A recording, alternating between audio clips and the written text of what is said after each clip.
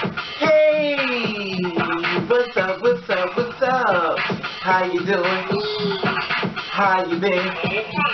What's going on? What's good? How you getting it in? About to get in the fight. What's going on, people? I come to you with bad news, of course. It's late at night on a Saturday. I was getting ready to take a bath because you already know I don't have a cold and stuff, and I came across my news feed as far as a young transgender woman at the age of 28 years old. Her name is Jamie Lee.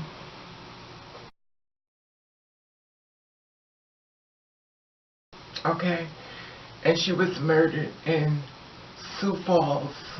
Here's some information in reference to her life.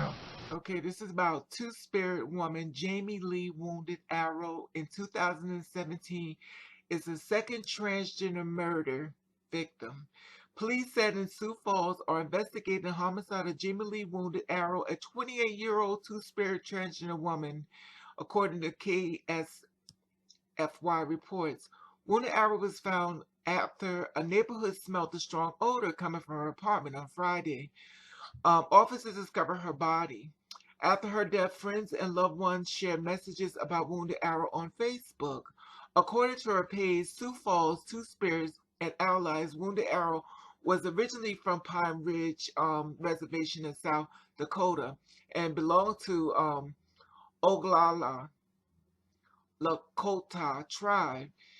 Our hearts are broken as we will miss her very much. So again, prayers are needed. You know, Pilamaye, the post read, and it also said that we are asked that Sioux Falls, Two Spirits, and Allies that you are all say a prayer for Wounded Arrow.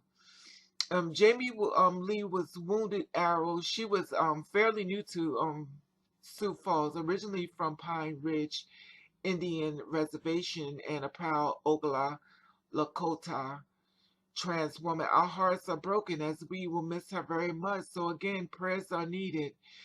You know, based upon investigation, the victim's death appears to be a homicide, Lieutenant Mike Colwill said in a news release obtained at Oglala Leader.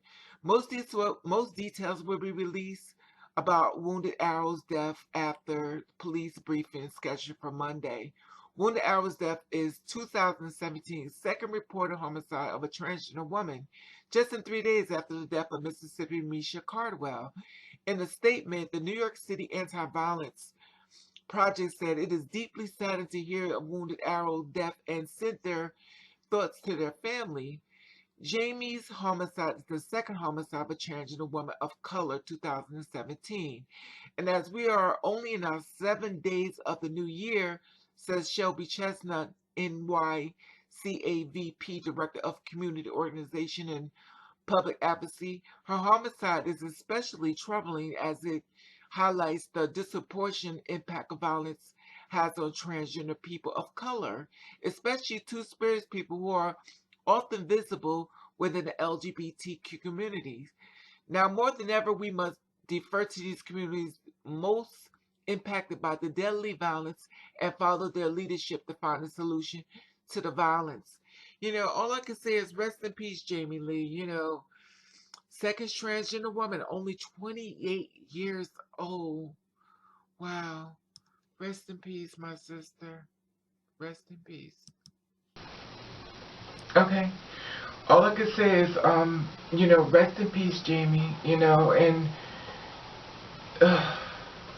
I don't know. She's the second transgender woman to be murdered as far as 2017. You know, and we haven't even gotten a whole weekend yet, and basically someone else has been murdered.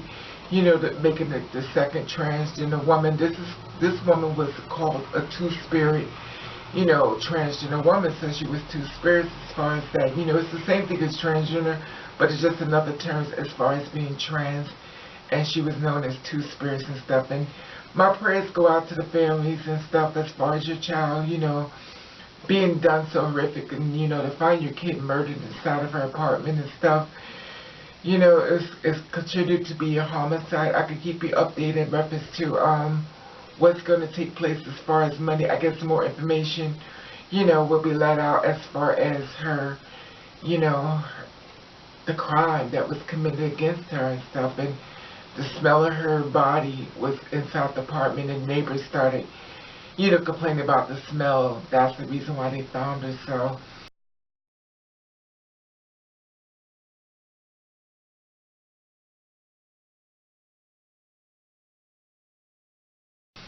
it is, I don't know, it might be undetermined how long she's been there, but I guess on the autopsy, you know, as far as, you know, looking into it more so to find out what happened to her, you know, at hand. So all I can say is rest in peace. And like I said before, just be careful, people, the best way you can. And once again, I know I know it sound redundant, but I'm going to say it again. It seems like it was somebody she trusted.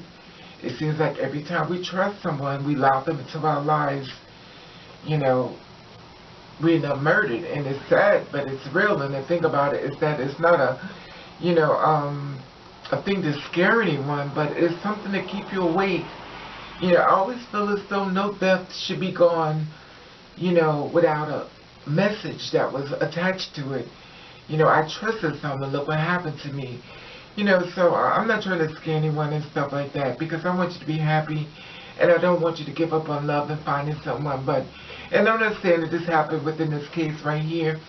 I'm just saying, you know, just be careful and stuff. You know, I was getting ready to take a bath because I'm not feeling very well and stuff like that. So I had to honor my sister and stuff, especially by being an Indian and stuff, you know, in South Dakota and stuff like that, you know, and it's horrible. This is horrible, you know. But like I said before, I just wanted to share this with you. And I want to let you know that I love you. And I want you to, oh God, see, I told you I don't feel well. And I want to thank you for watching. Catch the rain.